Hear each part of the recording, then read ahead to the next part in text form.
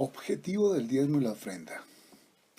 En la práctica, dentro del esquema de algunas congregaciones, se anuncia un tiempo de sanidades, milagros y liberaciones espirituales y monetarias, después de las cuales y bajo un marco de una música entre romántica y melancólica, se insta a los creyentes a sembrar la semilla de la prosperidad, depositando en los sobres las ofrendas y los diezmos.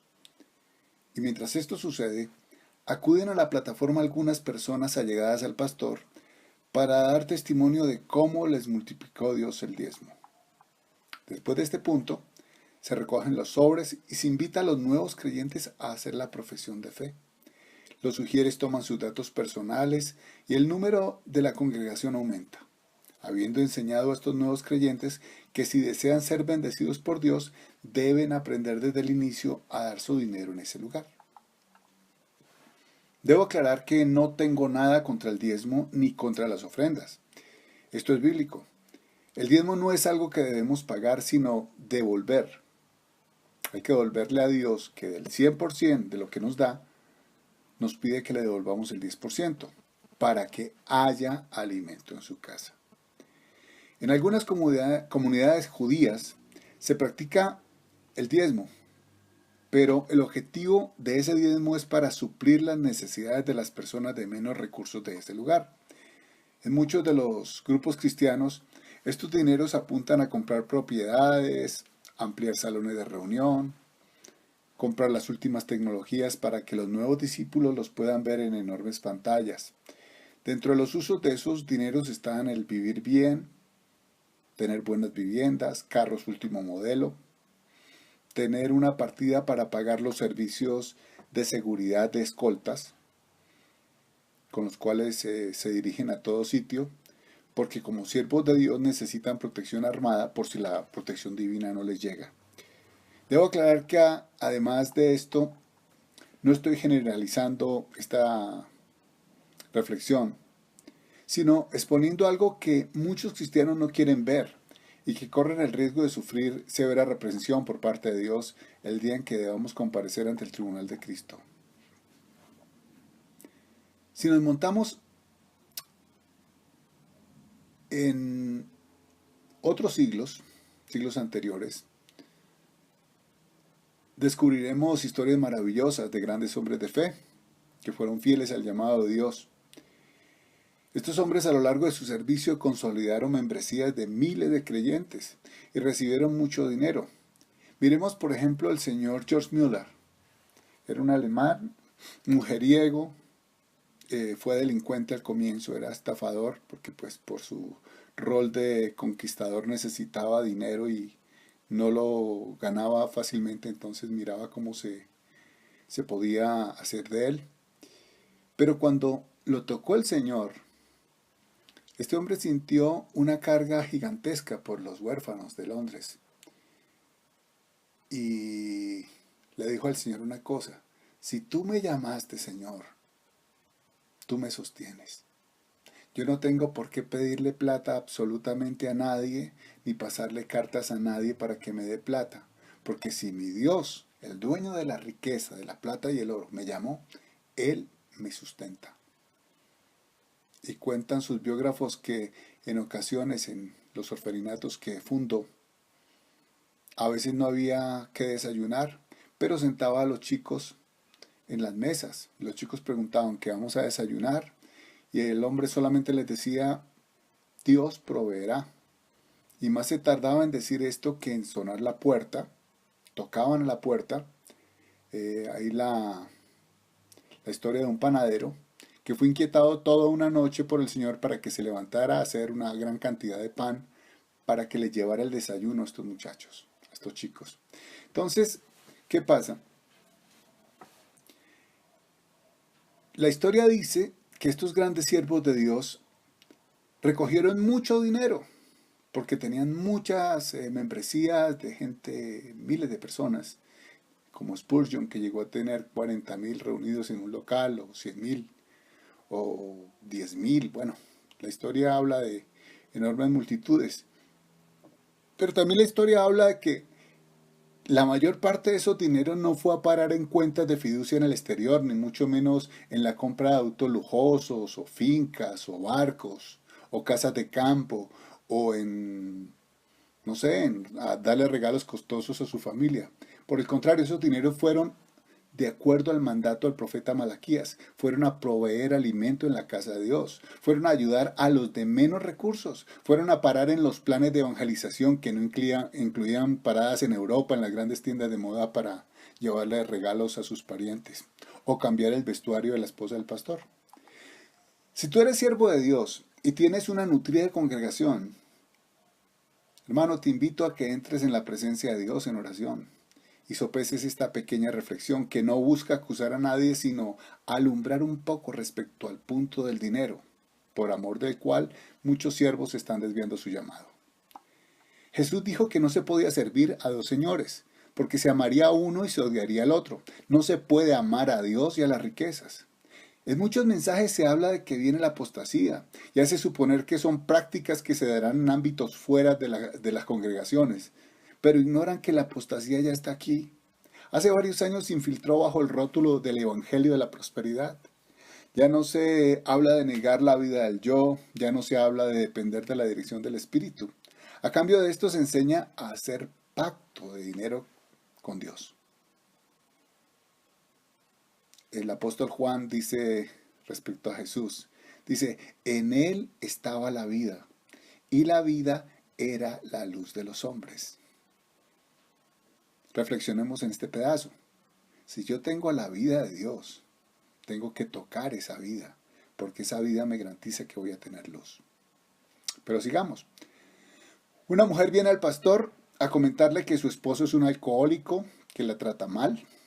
El pastor la invita a hacer un pacto con Dios de darle determinada suma a cambio de que le transforme el marido. Perdóname que sea tan duro, pero eso suena como esos clasificados de periódicos amarillistas donde gente promete traerle al ser amado. En Juan 2.15 el apóstol exhorta a no amar al mundo, ni las cosas que hay en el mundo. Si alguno ama al mundo, el amor del Padre no está en él. Y en el verso 17 dice que el mundo pasa y sus deseos, pero el que hace la voluntad de Dios permanece para siempre. No estoy diciendo que sea malo que los cristianos prosperen financieramente. Trato de mostrar el objetivo por donde debe encaminarse esa prosperidad. Y en esto hay que entender que no es competencia únicamente de los creyentes que no tienen ningún cargo ministerial, porque el deseo del corazón de Dios es que todos sus hijos seamos reyes y sacerdotes, reyes para ejercitar su autoridad y sacerdotes para ministrar a los que aún no le conocen. En la iglesia hay funciones, pero no jerarquías. La palabra reverendo no existe en ninguna parte en la Biblia, porque el único digno de ser temido es Dios, no ninguna persona. La función de los pastores es llevar a las ovejas a Cristo, enseñándoles a escudriñar la Escritura y tomarla con oración para que la fe vaya creciendo y madurando en ellos. Esa función de ningún modo contempla que se deban enseñorear de ellos, y mucho menos que deban decirles qué hacer o qué no hacer. Si los enseñan a tocar la vida era la luz de los hombres, dice la palabra. Esa función tampoco implica someterlos a los estatutos de una organización denominacional que se reserva el derecho a maldecirlos si algún día osan salirse de sus locales. El cuerpo de Cristo es uno solo, no puede estar dividido ni mucho menos distribuido a través de franquicias espirituales. Muchos no predican porque sus pastores no les dan autorización, porque no han hecho los cursos de capacitación ni tienen el grado que los acredita como pastores.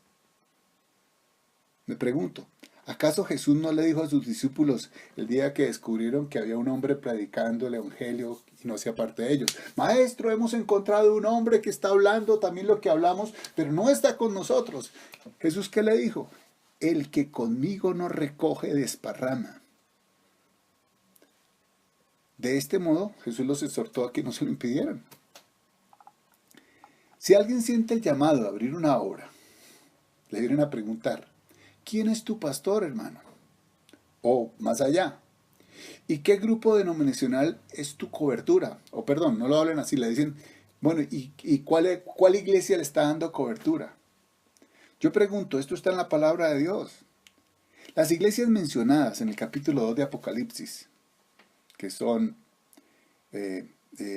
7, hay dos específicamente, la iglesia en Éfeso y la iglesia en Pérgamo, en donde el Señor exhorta respecto a lo que es el nicolaísmo. Pero antes de entrar en esa parte, quiero aclarar que las iglesias a las cuales les habla en Apocalipsis son 7, y cada nombre de cada iglesia se deriva de la ciudad. En Éfeso, pues la iglesia en Éfeso. En Filipo, la iglesia Filadelfia. La Odisea en la Odisea. Cada iglesia tenía su localización. Eran iglesias con una ubicación específica. Esto da otra enseñanza. En cada ciudad debe haber una sola iglesia. Podrán haber muchos locales de reunión. Pueden haber miles, pero en unidad del Espíritu. No que en una hablen una cosa y en otra hablen otra.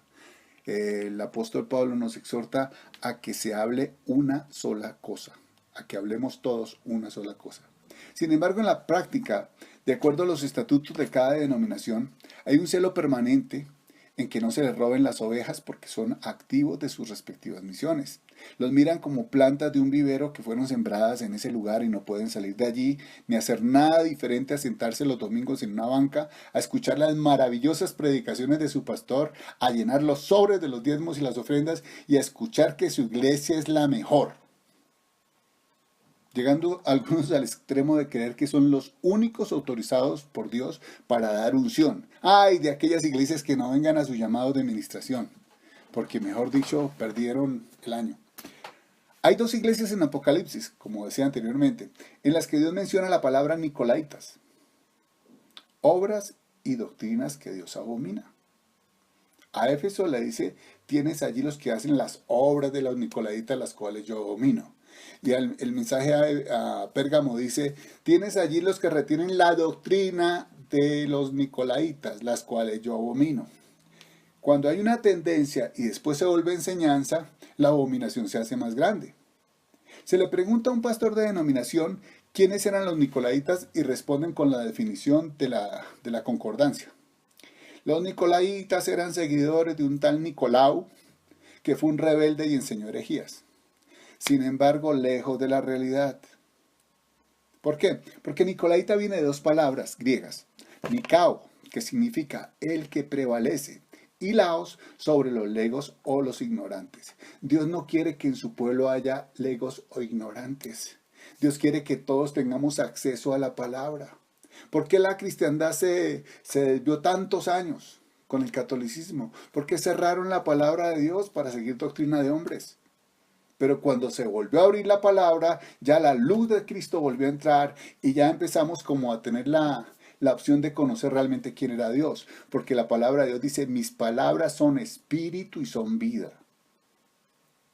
¿Qué quiere decir la palabra entonces al respecto? Dios abomina las prácticas tendientes al control de la fe por parte de una minoría. En otras palabras, Dios no quiere un sistema mediante el cual una élite se enseñoree y manipule la fe de los hijos de Dios. No existe ninguna clase intermedia entre Cristo y los creyentes. Esta doctrina propende por el control de la fe por parte de una élite o minoría sobre una mayoría. Si se tuviera esto presente, no se endiosaría a los grandes siervos de Dios y todos los creyentes tendrían la oportunidad de llevar su porción a las reuniones de la mesa. Porque al no haber intereses egoístas y visiones personales, el cuerpo de Cristo podría ejercitarse a través de cada miembro, y la expresión del Dios triuno sería más evidente y clara al mundo físico y espiritual. Seguramente el Espíritu Santo podría fluir con más facilidad sin los obstáculos de la religiosidad y la tradición, y la verdadera prosperidad sería la constante en cada redil. Se acabarían las vacunas entre los siervos de Dios y cada uno apreciaría la porción del otro al momento de predicar el Evangelio. La Biblia dice que a todos se nos dio a beber de un mismo espíritu. Y también dice que el que quiera ser el primero sea el último y el que quiera ser el primero sea el siervo de todos. ¿Será que esto sucede? ¿Será, mis hermanos, que si tú estás en un lugar de eminencia en tu congregación, ¿será que tú sí eres el siervo de todos? ¿Será que tú sí eres el último de todos? Esto es bíblico. Y respecto al dinero nuevamente, Primera de Juan es clara al respecto. Se aplica a todos los creyentes por igual, desde jerarcas de denominaciones hasta los asistentes comunes y corrientes.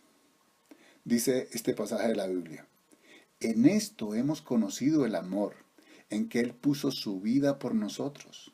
Jesús puso el ejemplo. Él se dio por nosotros. Pero también dice, también nosotros debemos poner nuestras vidas por los hermanos.